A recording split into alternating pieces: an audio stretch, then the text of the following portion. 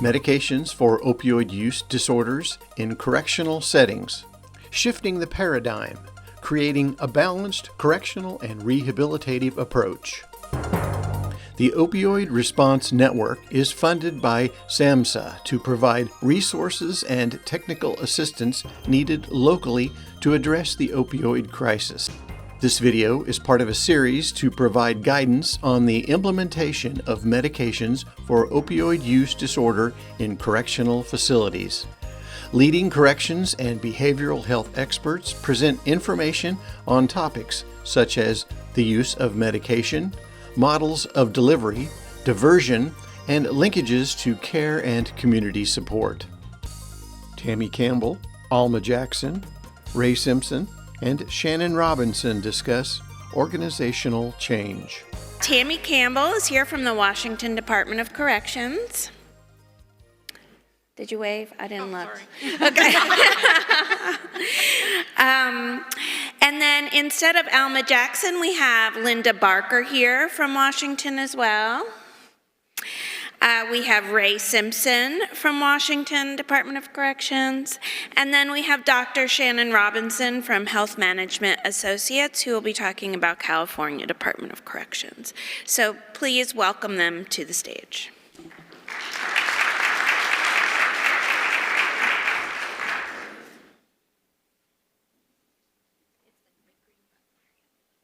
So we have the standard opioid response network slides, and I want to check and see if people in the back, okay. We're hoping to not have to hand the mic back and forth, so hopefully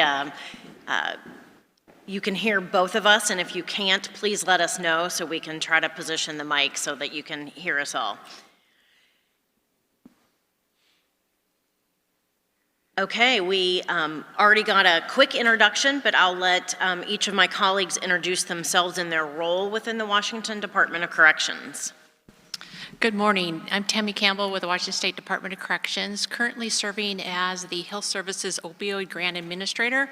I've been in that position since September 2017, overseeing the State Targeted Response Grant as well as the current State Opioid Response Grant. Been with the Department of Corrections for 33 years.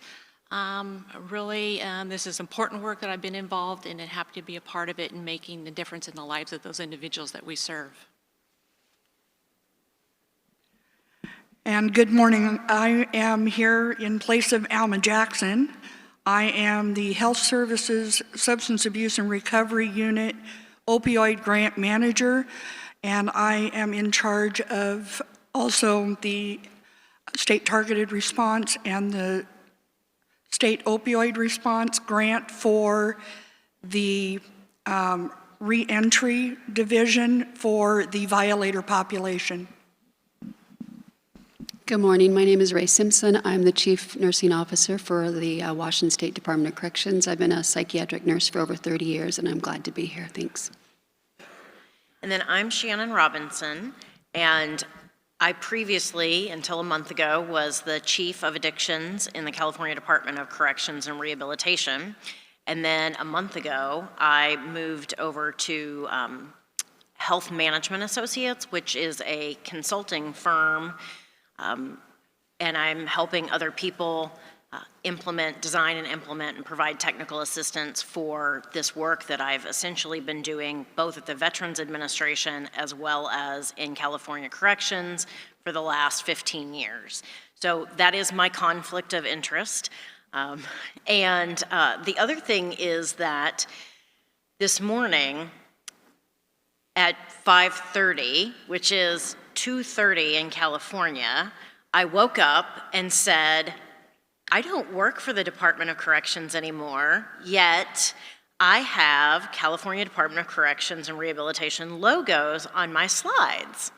Because for 5 years, that's what I had on all my slides. So I have a request for the group, which is to please not take any pictures of my slides because I either need to adjust my slides or get approval from CDCR that their logo can stay on the slides. So It's been a tough transition for me. I'm having a little trouble cutting the cord from corrections, but we're here today to talk about culture change. And so I want to start the presentation with what are the steps for culture change. So first, you need to identify the problem, and that problem may be different for different people's correctional institution. So for some people, it may be simply untreated opioid use disorder, or the problem might be the number of overdoses you have inside your institutions, or upon release from institutions, or the amount of funds that you're spending on healthcare related to opioid use disorder. So you're gonna have to identify the problem in your own institution. Then you need to organize a team to address the problem. The team needs to include administration and leadership, staff from all disciplines, and don't forget your patients and family members. The reason I've broken out administration and leadership here is I think it's really important that we address both groups of people. It may be that your Secretary of Corrections or your governor came to you and said, you're gonna do this. That's an administrator saying that. It also could be that the leaders, local leaders or divisional leaders, discipline leaders have come to your administration and said, we think that this is important and we need to address this problem. Everyone needs education and everyone needs to be moved forward in the process of change. So don't forget your administrators and your leadership, because if your administrators and your leadership are not on board, you're never gonna be able to get line staff on board because they're gonna follow what their leaders do. You need to identify your desired outcome. So that could be decreasing your number of emergency department send-outs from your institution or decreasing death. For some people, it may just be decreasing or avoiding litigation. It could be decreasing recidivism. You're gonna have to identify that for your own institution. Then you need to assess your organization. What resources are needed? What are the barriers? And what is the stage of change that your organization is in, as well as the stage of change that your staff are in? And different staff may be at different stages of change. And your organization and the different divisions of your organization may be at different stages of change. So don't forget to think about the organizational stage of change. Then you need to identify your target audiences. Again, it's important to make sure that all the right people are at the table, so don't forget your external stakeholders. And identify the approach, so which medications are you gonna use, what formulations, what target patients are you gonna first target. Then you're gonna design a plan, and you need an implementation plan and a maintenance plan, because most change gets implemented and then kind of phases out and dwindles down. Then you've got to evaluate your progress, and you've got to revise plans based on the feedback that you're getting and the data that you're getting. I'm going to turn it over to Washington for a few minutes to talk about their facilities. Thank you, Shannon. So when we talk about the Washington State Department of Corrections, what does that look like? So in Washington, we have 12 state prison facilities, 8 of those majors and 4 minors. For us, the minors, the camps are identified for those individuals that are serving or have less than 4 years on their sentence. And we also are responsible for 12 work releases. I think some other states also refer to those like reentry centers. Our average daily population is just over 19,000 individuals. For the state of Washington, all of the jails are under separate jurisdictions, so we have no obligation or responsibilities to those individuals. However, we do also supervise individuals on supervision, and that current population is about 21,000 individuals. Majority of the population on supervision, about 51% of those, are individuals who've never gone to prison. They just have come to us directly from court or from the jails. Next is just to show a picture of the state of Washington and the geography. So as you see, majority of what's in the yellow is pretty much rural communities, pretty spread out. We have currently 3 prisons over there. Majority of our population, resources, communities are on what's identified in the blue and the purple. Anything else about your facilities? That's good. All Thank right. you. So, California. Before we talk about our facilities, I also want people in the process of making change, you need to think about the state of your state. So your environment and your external stakeholders, super important. So when the legislators of California mandated a medication-assisted treatment pilot program be done in the California Department of Corrections and Rehabilitation, no jails in the state were doing medication-assisted treatment, and no medication-assisted treatment was occurring within our state prison system. Additionally, the legislators very wisely mandated continuity of care to the community. So a lot of what I did in the first year was develop those connections to the community, and it actually took 3 years before all 58 counties actually communicated with me. So I was really excited at the beginning of that 3rd year when I finally got the 58th county to break down and start having conversations about people returning to their community and what they were going to do. So the state has to move at the same time as your institution, or your county has to be moving at the same, not necessarily the same rate, but it does have to move. And our state decided to use our STR and SOAR funds to have a statewide strategic plan. And that statewide strategic plan, the overarching goal was no wrong door. And so that advisory group is called Treatment Starts Here. And every SOAR grantee or STR grantee gets together quarterly so that everyone knows what other people's projects are and how they overlap and what's coming next from where and from whom and those kinds of things. A couple of the initiatives that were done in California I think are really important and could be models for other states and counties. And those include a medication-assisted treatment county criminal justice learning collaborative, where over a 2.5-year period, we have had 29 of our 58 counties join and pledge to have 2 forms of medication-assisted treatment available, or 3, by the end of their 18 months of participation. So we're in our 2nd cohort now. And of the 29 counties that have participated, already 19 of those counties have 2 or 3 forms of medication-assisted treatment. When I first told counties in this collaborative that they could no longer use the state prison system as a reason to not treat the patients in the county jail, because we were no longer going to be taking people off of medication-assisted treatment, that some people, breathed a sigh of relief, and other people felt that that was kind of spurring them on. Additionally, we felt it was important to touch all the people on the outside of criminal justice that influence our patients.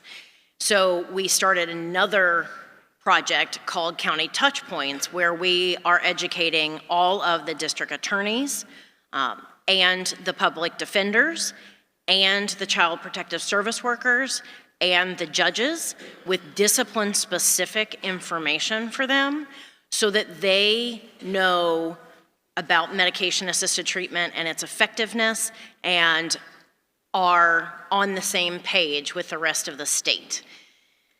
So those are some of the things from a state of the state perspective that I think would be helpful for people to look at. In California, our jails and prisons are separate. In our prison system, we have 124,000 people that are in the prison system or in a reentry program, spread out over 35 prisons, 9 community reentry programs, and 42 camps. And our offender population provides a lot of our wildfire suppression in California. So those 42 camps are seriously important points for California. We additionally have another 52,000 that are being monitored by parole. Our prisons, just like in Washington and probably every other state, are spread out geographically from the Oregon border, the Nevada border, the Arizona border, the Mexican border, and everywhere in between.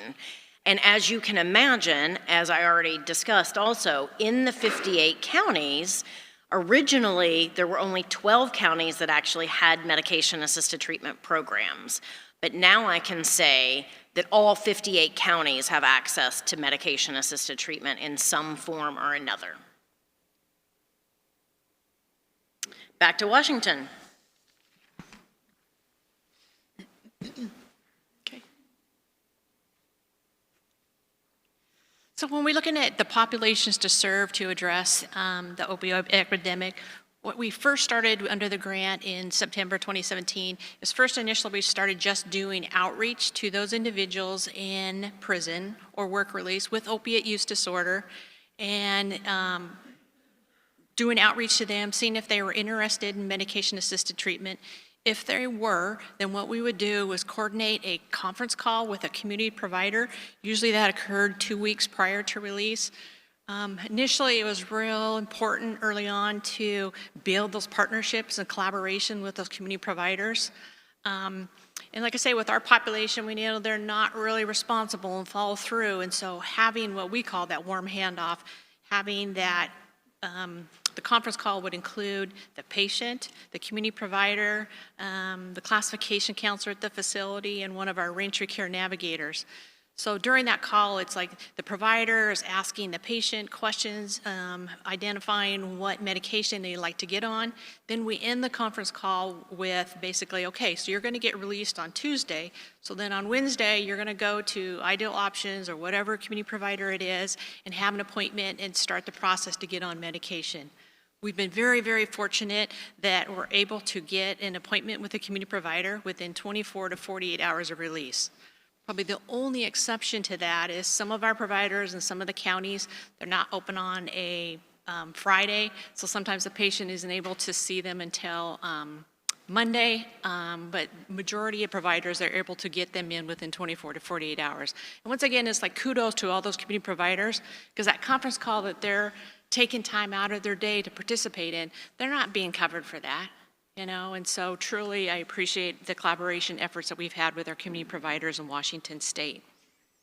So initially, like I said, we started doing outreach, just referring people, warm handoff to the community providers upon release. Then the next population that we did is we looked at our individuals who were on community supervision, who were already out on medication in the community, and if they violated their conditions of supervision, they would normally go to a local jail. Early on, a lot of our jails were not providing any type of medication-assisted treatment. So as an agency, we decided it's like, instead of them going to the jail, being tapering off, we feel that we want to commit to serving this population. So instead of the community corrections officer arresting them, taking them to county jail and withdrawing, they would arrest them, take them to one of our 6 prison facilities, and we would continue them on the buprenorphine. So they'd serve their violation time, get back out in the community, be connected again to their community provider. Then in this year, we moved to those individuals who are currently incarcerated and who have opiate use disorder, identified either through an assessment by our substance use and disorder professionals, or there's been a diagnosis by a medical or mental health provider. So a person's been diagnosed with opiate use disorder, then a Reentry care navigator, once again, does outreach to the patient, usually because there's limited number of Reentry care navigators. Ideally, I'd like them to have face-to-face conversations or orientations with them. But majority of that communication is done through a kiosk or through communication to an email to a classification counselor. Once again, asking the individual, are you interested in medication-assisted treatment? If the person is, then if it's at one of our induction sites, then we send a referral to the medical staff who then go through appropriate steps to get the person, you know, urinalysis, get lab works done, and gets them screened. Currently in the Department of Corrections, we offer both the naltrexone and the buprenorphine. If the person chooses, once again, it's a collaboration, it's a discussion between them and their provider, which medication they choose to get on.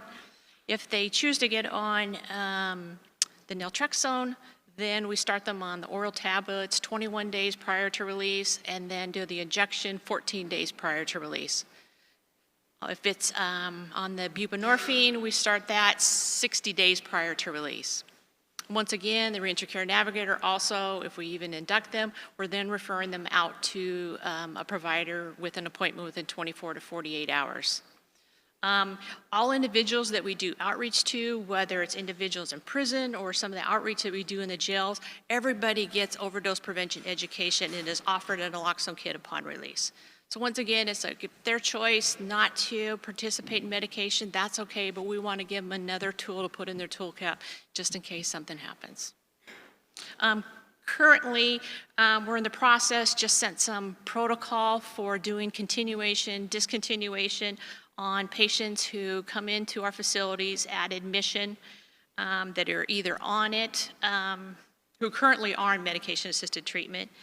And so the protocol indicates, so if a person comes to us, has a sentence of 6 months or less, we're going to continue them on the buprenorphine or the naltrexone.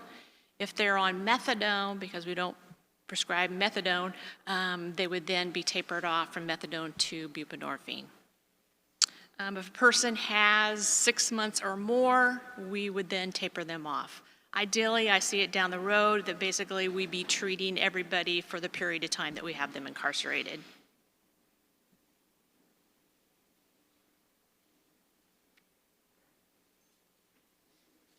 I think we went through this. I think we did, yeah. All right.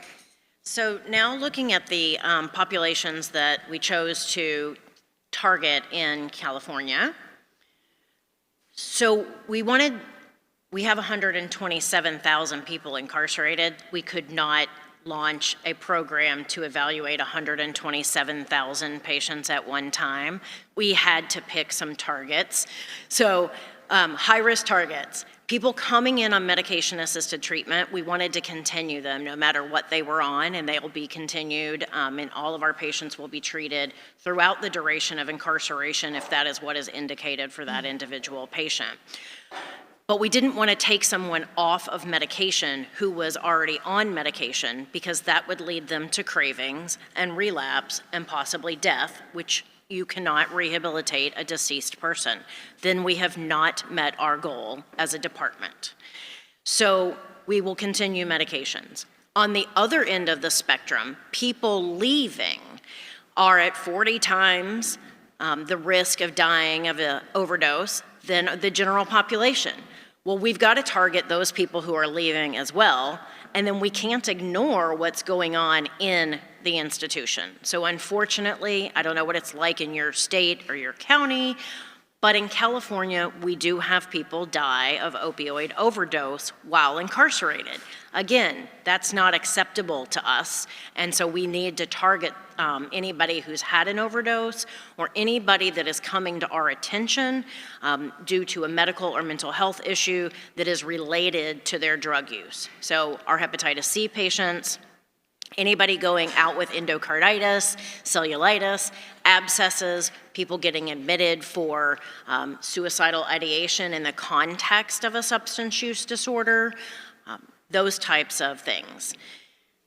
Then after we launch that, we will be launching universal screening for people coming in, and then universal screening for all those people who are already in CDCR. That will provide us with information to go to the next phase of how many people do we really have in our institutions who have an opioid use disorder. Because we don't know for sure that the percent of people in California prisons with an opioid use disorder is the same as the percent in Washington or Rhode Island. It could be that due to different sentencing laws in different places, that there could be a different percentage of people with opioid use disorder, or there could be a different percent uptake of medication-assisted treatment amongst different populations as well. Back to Washington. So we identified 4 challenges when we implemented this program. One was diagnosing opiate use disorder, how were we going to do that? Of course, operational logistical issues. How do we work with our violator population, and then some around community reentry and never knowing when release dates are? So some of the diagnostic challenges, first one was creating protocols. We had no protocols for assessments. We didn't know how we were going to titrate. We didn't know how we were going to maintain and monitor. We had no idea how we wanted to do an induction. We didn't know who was going to do what, when, and where. So that has been a huge undertaking. Another challenge is the electronic input of diagnoses using ICD-10. We still have paper charts. We have very, very archaic computer programs, and several of our staff are still using ICD-9. We also had the challenge of differentiating opioids used and opioid use disorder, and a lot of that was due to lack of education and misunderstanding our patients. And the other challenge was we are using a variety of SUD assessments for uncertain cases, so huge challenges in just diagnosing.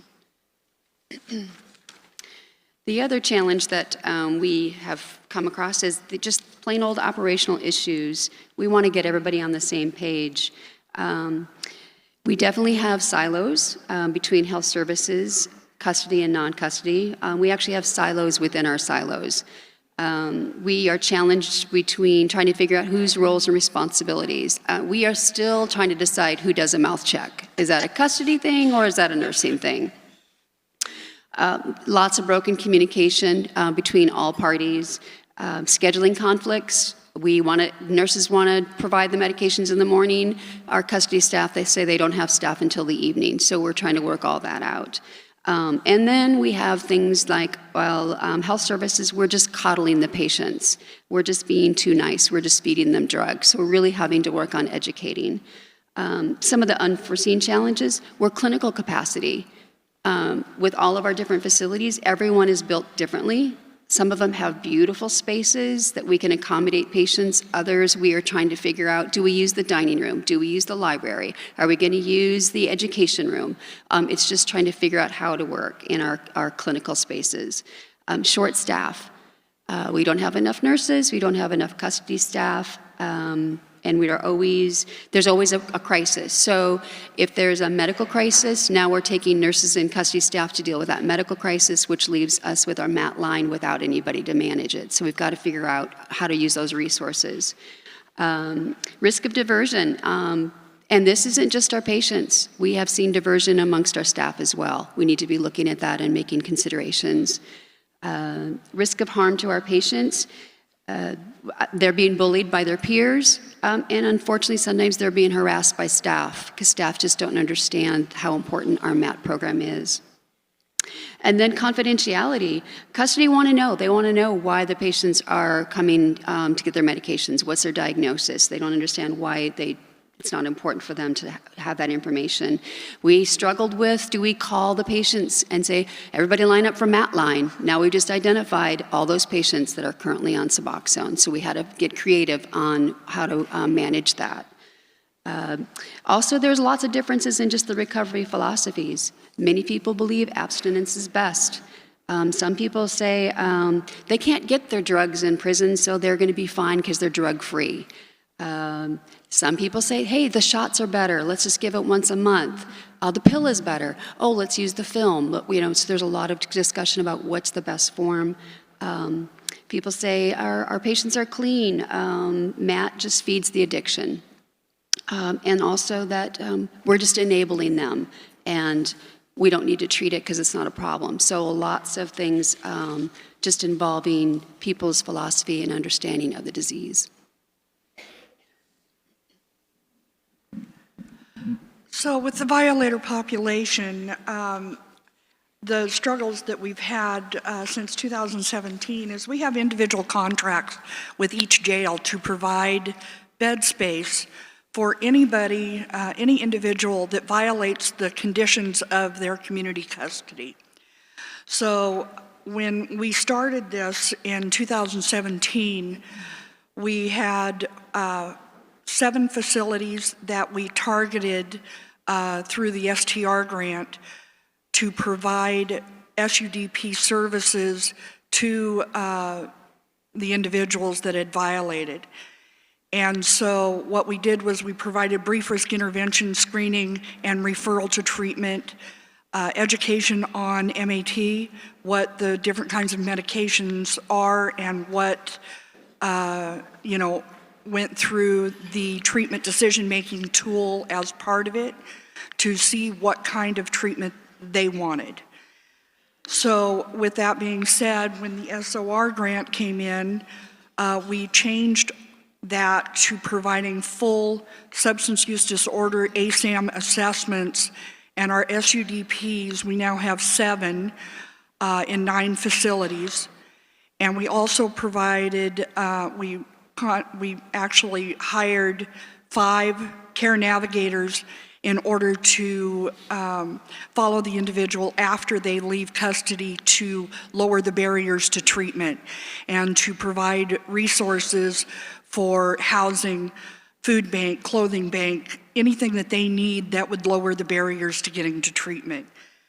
And with each individual jail having its own contract, I actually traveled all over the state to the prospective jail sites that we had contracts with and presented what we wanted to do within their jail. At the point in time we started this, we had only 1 jail that was providing MAT services.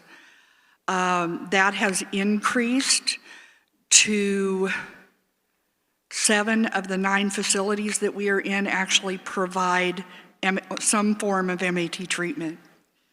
And each facility have their own policies and procedures with how they run the jail. And so we as Department of Corrections have to abide under their policies and procedures and background checks and fingerprinting and such in order for our staff to be able to go in and provide those services to DOC offenders. And it helped a lot when we started using the prisons as short-term. We would send for the rural areas that did not have MAT treatment in the community, we actually would be able to have them placed in a prison for a short period of time in order to receive continuation of MAT services.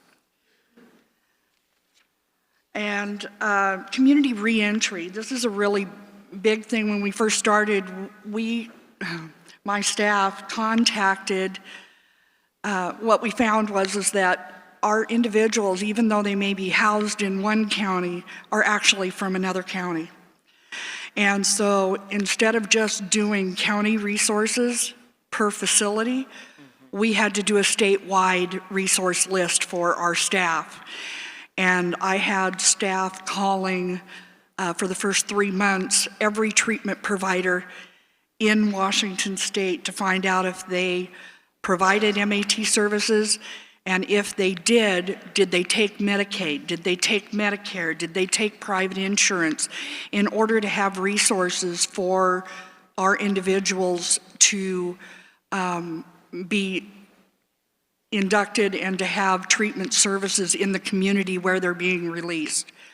Because in our state, if you are releasing to a county, you release back to that county, and if you go out of county, it's a violation.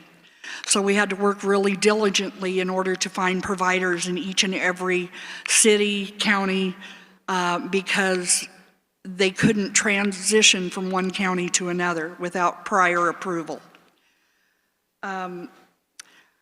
Work release versus community release is a little different, because when we're releasing to a work release site, they're still under DOC jurisdiction and they're still considered incarcerated.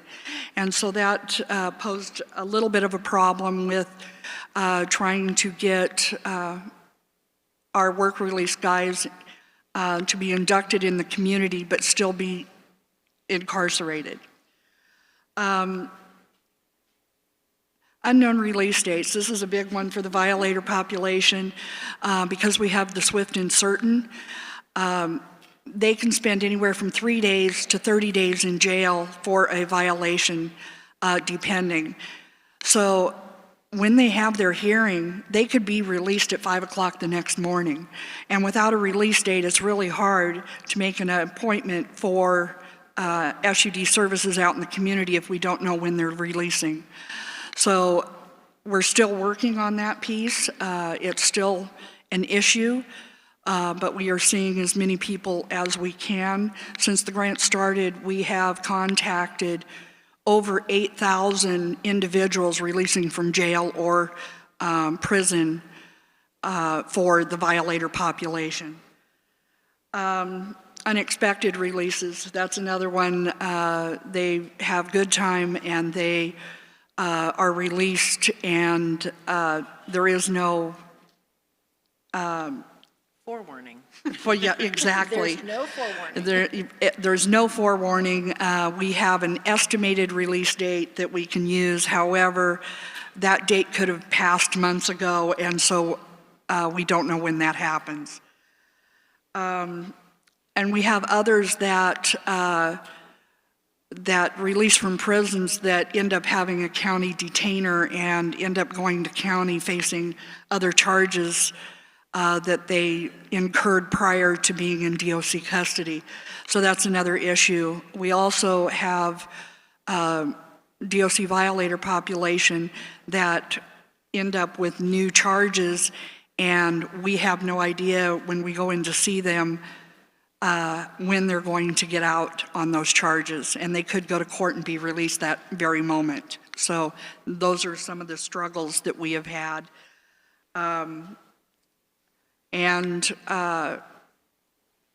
The state targeted response grant kind of rolled over into the state opioid response grant. And so for the violator population, we went from a staff of 4 to a staff of 14. And so getting everybody up and trained and placed in the right facilities and managing that statewide can be a little challenging at times. So California had all of the same challenges that Washington had. I'm sure no matter which state or county we talk to, for anybody who's implemented, the challenges are the same. But I think that if we start with education, then our other challenges are less if everybody's on the same page. So if we can get people to understand the neurobiological nature of this disorder and that this is a chronic disorder, then that can be very helpful. Because people can believe that it's a neurobiological disorder, so they know that someone needs medication-assisted treatment, but they don't realize that this is a chronic disorder for most people, not for everyone, and that therefore people need medications long-term. So if you miss a piece of this, that affects what people think about your treatment. So it's really important to make sure that everyone gets the same or some basic level of education. And to acknowledge diversion, don't try to sweep it under the carpet, tackle it head on. And also to address this issue of psychosocial treatment. So we've already heard that not everyone has access to psychosocial treatment in their jail or their prison. However, you may have access to people in the community to come in to do 12-step meetings. Now, we've tried to say that we don't consider 12-step meetings to be treatment per se. It's social support, it's peer support, and it can be exceedingly helpful, and some people get sober that way. Don't get me wrong. But we have lofty goals in California. We want people to get psychosocial treatment as well. However, if there are wait lists to get into your psychosocial treatment, then you want someone to have some support.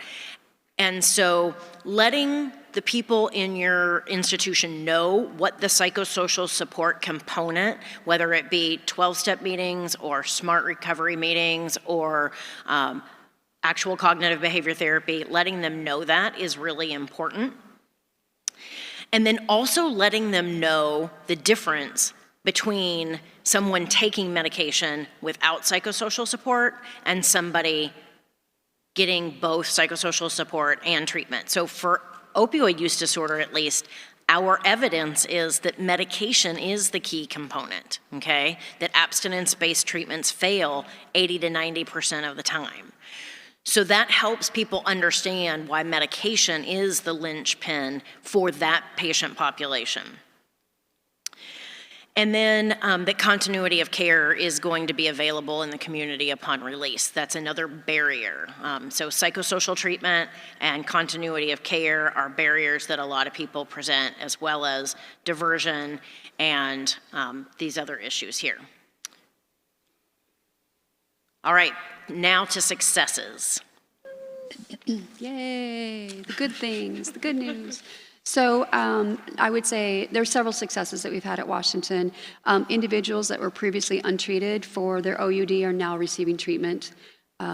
We have an overdose prevention education program and the Narcan distribution program, which has been very successful for us.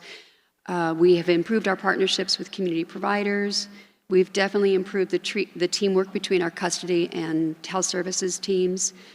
We have a new addiction specialist that is developing clear OUD protocols, training, and weekly clinical meetings, which has been phenomenal.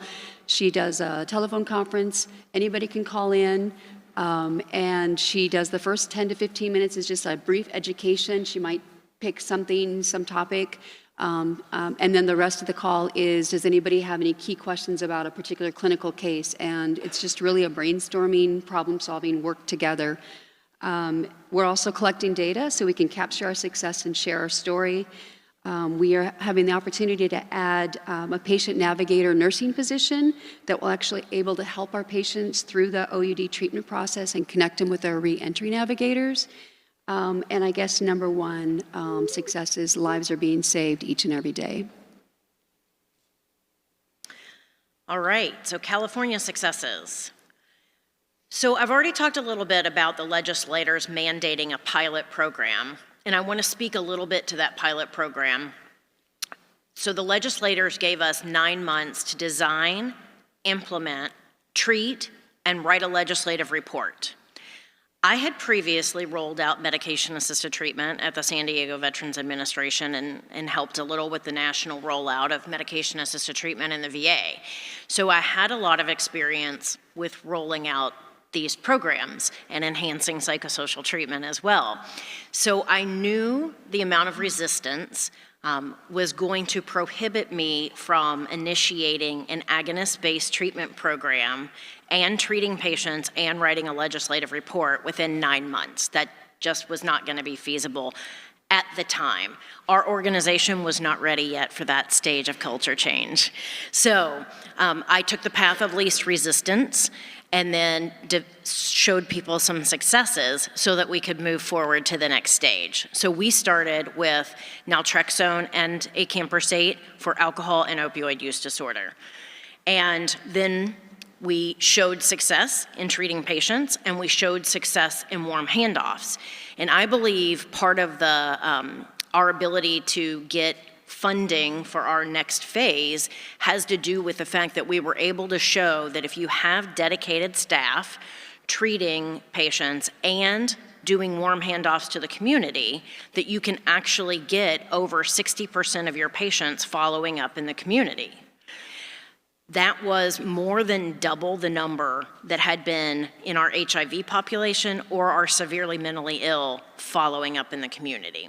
So I think that was very impactful to show those successes to your funding sources so that they see that this will work.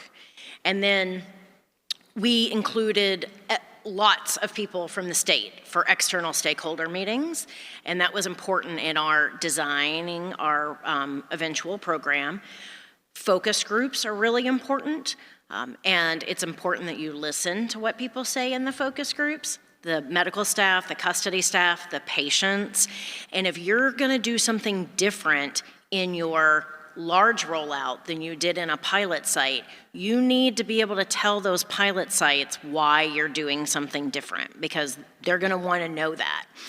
And the other sites have all heard about what's going on in the pilot sites, and so you really need to message very clearly. Then you've got to design a plan, obtain funding, implement your plan, and I am a fan of incremental expansion. That's how I did things at the Veterans Administration, and that's how we've done things in California Department of Corrections as well. All right, lessons learned. I think we've heard this throughout the conference. It's all about education, education, education. It's like it's not a one-time thing. You go out and do training of staff. It's like it needs to be an ongoing basis. And once again, it's important when you're doing that education that who is your targeted population? Maybe your presentation and education to custody is a little different than your medical providers. And once again, it's always, we're doing this work for the patients, but not very often do we do, like, what do you think? So right now, currently, we're in the process of developing a survey that's going to be sent out to our patients currently involved in the MOUD program to get some feedback. How is it working? And then based upon their feedback, look at recommended improvements. Early on in the process of implementation, because it was all about the medication, we worked really close with the clinical staff on developing protocols, but we didn't do a very good job involving custody or involving our non-clinical staff. So once again, from the onset, include all parties that have a vested interest in this work. Also, importance of standardization of protocols and procedures. As you probably know, many of you in corrections, it's like each prison facility, in a sense, is kind of an island of its own, which is okay, and they have different issues and different barriers. But at the same time, there needs to be some standardization around some of the work. So for example, originally we didn't have any protocol for how the pill line, the Suboxone, was going to be administered. We found out what was happening at one facility was not happening at another one. It's like, oh my God, what are you doing? So we now have standardized process and procedures around many of the processes involving the MOUD. Once again, it's like with any new program, there's always going to be changes. You need to implement an opportunity for process improvement.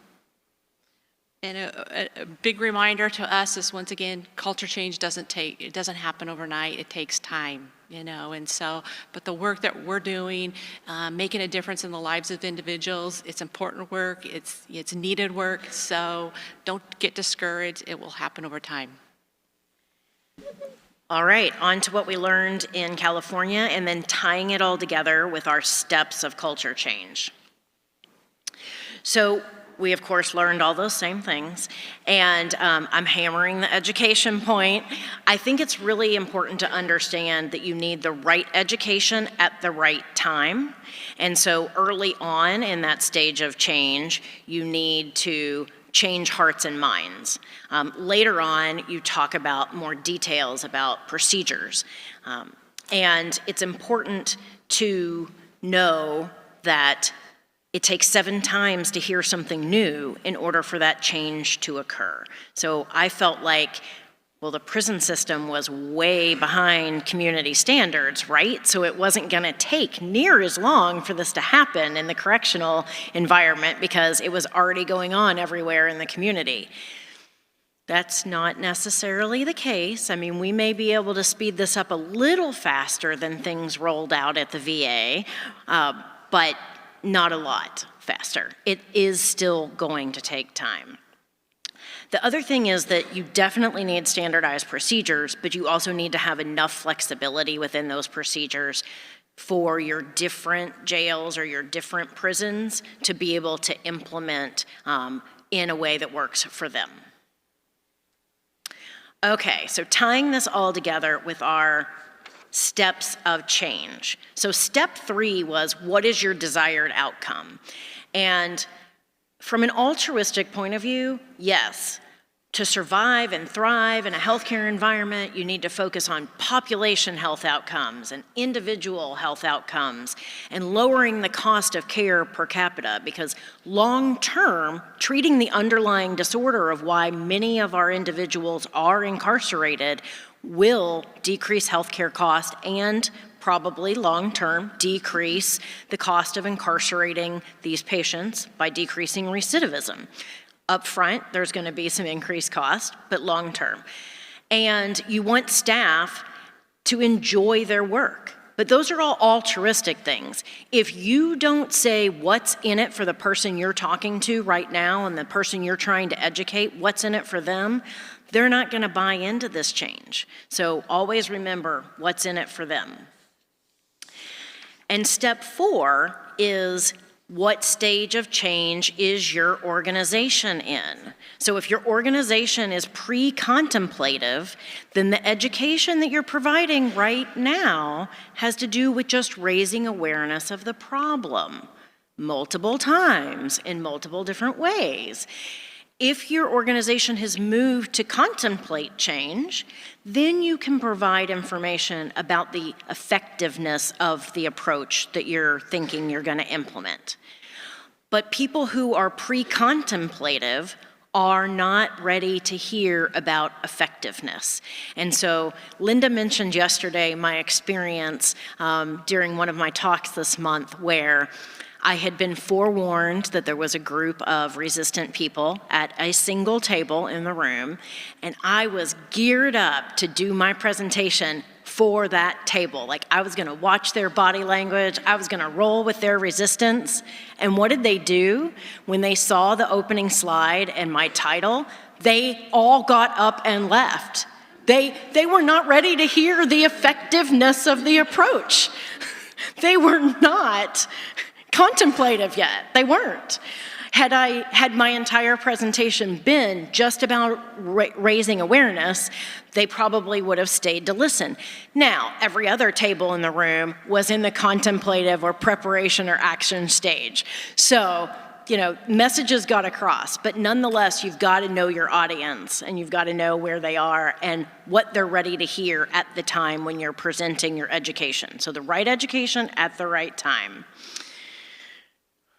Common mistakes in managing resistance, because there will be resistance. So when I was originally asked to give this talk, I've never given a talk on the principles of change, culture change. I have been living culture change in the VA for over a decade, followed by the prison system for 5 years.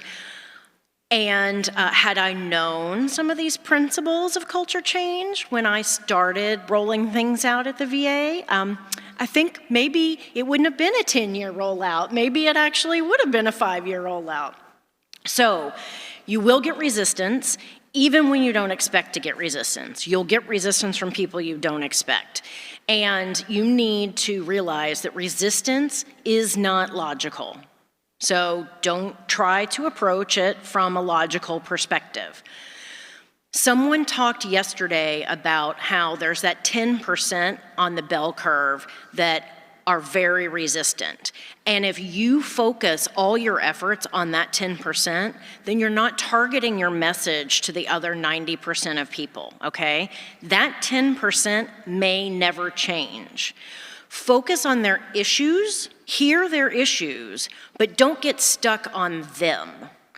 And then don't ignore the emotion. If you can convert that emotion into positive change, that's an amazing phenomenon. And also, don't give up. Continue. This is an ongoing process. Effectively managing resistance is the flip side of much of that we just talked about. So create rapport, create strong working relationships, establish expectations, and provide a context. And I think that that's super, super important. In the California prison system, at least when I got there, mental health providers and medical providers didn't know how to refer to substance use disorder treatment, did not know what the substance use disorder treatment was that was going on, did not know really anything about the rehabilitative component of what we were doing. And we're California Department of Corrections and Rehabilitation. Like, they added that R a decade ago or more. And healthcare was just this cog in the wheel.